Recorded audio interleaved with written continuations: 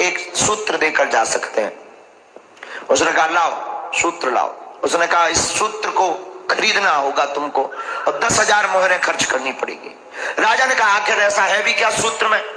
महात्मा ने कहा बहुत कुछ खास है। राजा तो राजा मूडी होते हैं और अक्सर राजा मूडी होते ही। राजा ने 10,000 मोहरें खर्च भी कर दी। साधु का सूत्र सुनना। साधु ने सूत्र दिया, जो है वो बीत जाएगा, बस इतना लिख करके साधु चला गया। राजा बोला ये कौन सा खास है, इसकी कीमत 10,000 मोहर, जो है बीत जाएगा, ये भी कौन सी बड़ी बात है।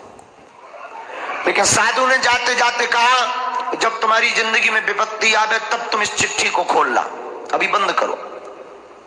ठीक है, बंद कर लिया। हुआ क्या, राजा युद्ध करने किसी राज्य में गया, राजा हारा, सेना मारी गई, इसके ऊपर आक्रमण हो गया। ये मरने ही वाला था कि अपने प्राण बचाते बचाते ये जंगल में होते हुए एक गुफा में गया और गुफा में जाकर के भयभीत होकर के बैठ गया कि मैं मर ना जाऊं,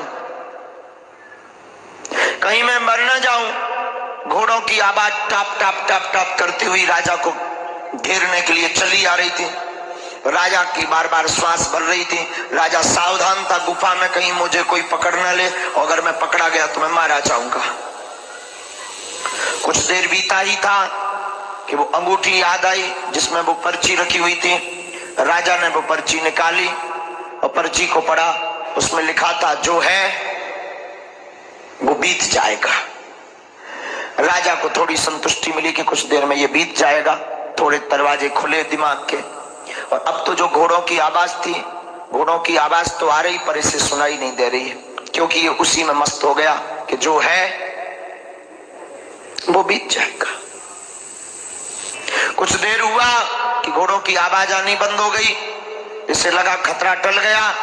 इसने किसी के हाथों गुप्त रूप से खबर भेजी अपनी और सेना को, पड़ोसी राजा मित्रों को, कि मेरी सहायता करो।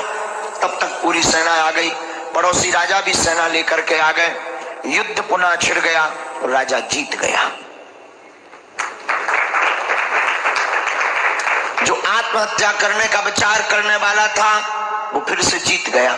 जीत करके जब वापस आया, लोग स्वागत करने लगे, प्रजा ढोल नगाड़े बजाने लगे, और ये एकदम फूला नहीं समा रहा, एकदम प्रसन्न है। इसकी आंखें एकदम चकाचकित हैं, और इसकी चेहरे की मुस्कुराहट और हाथ का हिलाना और इसकी अंदर की जो प्रसन्नता है वो एकदम ऊंचे लेवल की है। इसे लग रहा मानो अब मेरे सामने कोई नहीं है, मैं दुनिया का शहंशाह बनने जा रहा हूं और मैं हार करके जीत गया, मतलब मुझे हराना नामुमकिन है।